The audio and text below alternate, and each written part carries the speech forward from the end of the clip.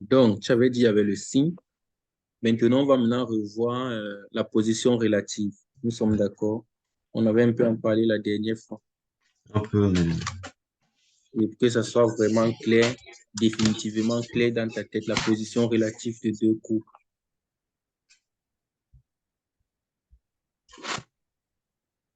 Donc, position de, bon, des courbes, on veut dire des courbes, des 0, 2 fonctions, deux fonctions.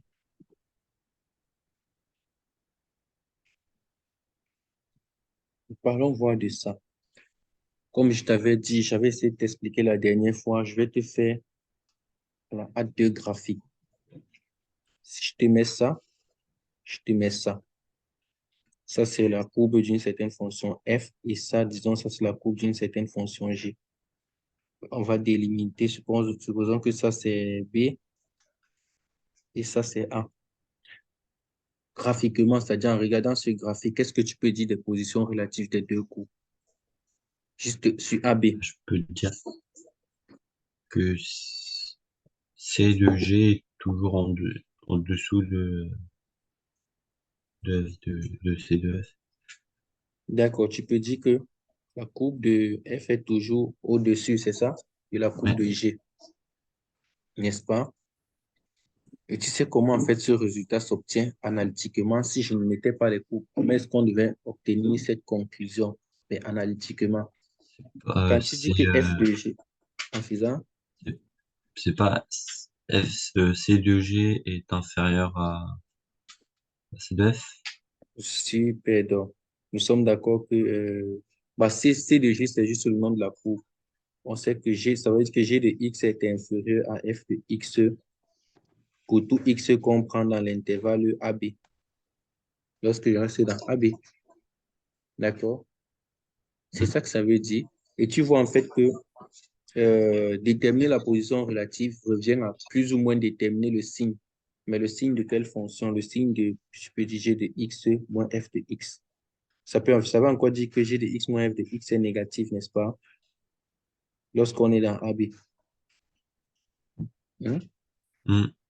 Donc, position relative. La méthode donc, pour déterminer la position relative de deux courbes, c'est tout simplement d'étudier le signe de la différence des deux fonctions. Si c'est négatif, bien sûr, si peut-être tu as fait f moins g, parce que tu peux aussi faire g moins f, ça dépend de comment tu as pris. Si tu as fait f moins g, tu as étudié le signe, tu t'es rendu compte que c'est négatif, qu'est-ce que tu vas dire? G en dessous, la courbe de g en dessous de celle de la courbe de f, bien sûr, sur l'intervalle où tu es en train de travailler. La différence, c'est l'intervalle AB. Si c'est le contraire, alors c'est l'autre couple qui est au-dessus. Tu vois un peu le jeu. Donc ça, la position relative, en fait, revient à un problème d'étude de signes. Mais de quelle fonction? Mais plus pas d'une fonction, mais de la différence de deux fonctions. S'il faut récapituler. L'étude de signes, c'est ce qu'on a vu tout à l'heure. D'accord? Hmm. On vient de voir l'étude de signes. Voilà. Position relative, en fait, se ramène à l'étude de signes de la différence des deux fonctions. Si on a bien compris l'étude de signes pour une fonction, alors on a ce qu'on connaît là. On va facilement comprendre comment déterminer la position relative parce que c'est un problème d'étude de signes. Mais sauf que c'est plus le signe de f, mais c'est le signe peut-être de f moins g. Donc, on va d'abord prendre les deux fonctions. On va faire la différence, c'est-à-dire la soustraction des deux avant d'étudier le signe. Donc, sans plus tarder, je vais prendre un exemple. On va donner un exemple. On va prendre un exemple. Je vais prendre cet exemple-ci, qu'on comprenne mieux.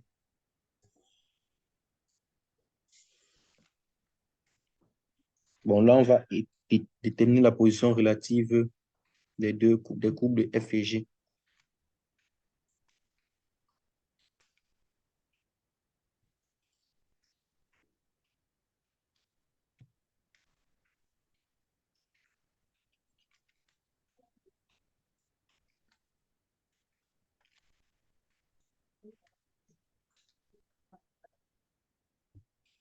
Déterminer la position relative des courbes de F et G. Donc, je vais te donner les fonctions. Je vais te donner les fonctions f. Je vais te donner les fonctions de f. Ok.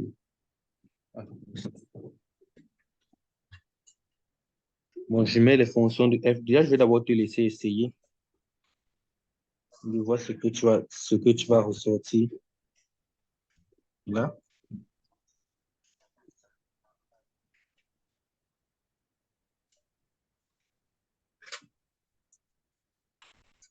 Voilà. Bon, je te laisse d'abord essayer de faire voir, je vois comment tu vas t'en sortir. Tu fais. Non.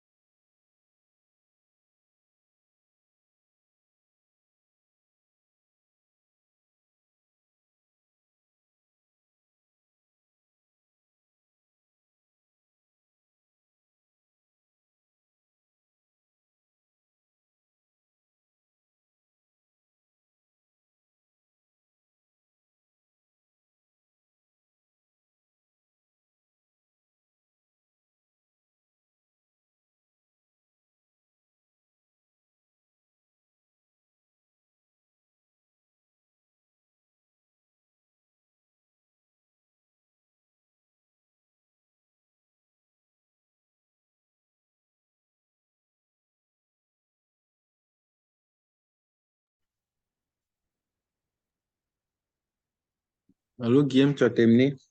Oui, je finis. Tu m'as envoyé? C'est un peu le bordel. Je vais te dire. Du coup, j'ai fait f de x moins g de x. Oui. Donc, j'ai obtenu 2x carré moins 4x plus 2. Mhm. Après, j'ai fait delta, j'ai obtenu 0. OK. Et donc ça veut dire qu'il y a une identité remarquable au-dessus. Mhm. Justement. Et vu qu'il y a une identité remarquable, c'est forcément positif. Donc, D'accord. Ouais. Ah, donc tu as F, F, c'est ça?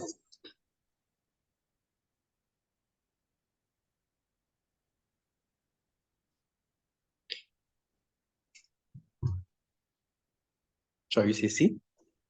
oui, j'ai ça. Donc ça, c'est quelle identité remarquable? C'est en fait Et X. Bon, on peut en fait factoriser 2.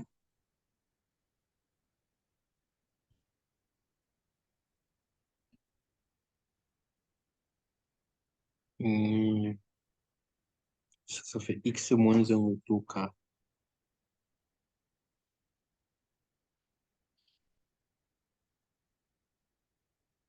C'est ça? ouais, Donc voilà. du Ça peut coup, arriver que tu tombes sur une identité remarquable. Donc tu as le signe directement, positif ou négatif aussi. ça veut dire que f de x est supérieur à g de x. D'accord, oui, merci. Ok, mais donc, tu vois que ce même résultat pouvait s'obtenir ici. Si tu étais ici, tu calculais delta. Il devait avoir 0, n'est-ce pas? Ouais, Donc, le signe de F, c'est le signe de A, positif. Signe de moins, c'est ça? Ouais, signe de F, c'est le signe de A, oui. A, c'est 2, donc c'est positif.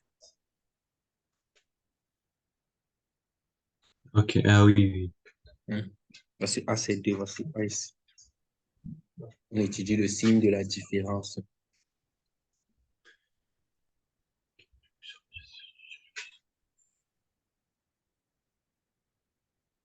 D'accord. Est-ce que Ok,